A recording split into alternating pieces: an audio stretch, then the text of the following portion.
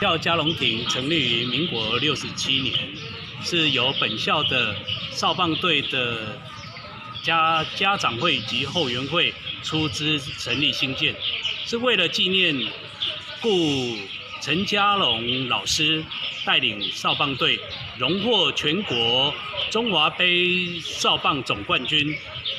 这个荣耀，所以我们为了纪念他，才成立这个嘉龙亭。回到故乡就会来这边走走看看这样，看到这种已经有比较需要重新焕然一新了，所以我就当下我就决定要回馈母校。反正就是重建了这个嘉龙亭之后，就是棒球队都很开心啊。就是打完球之后，就又有一个舒适的地方可以让我们休息，很开心啊。很开心，那个有免费的练习服给我们练习。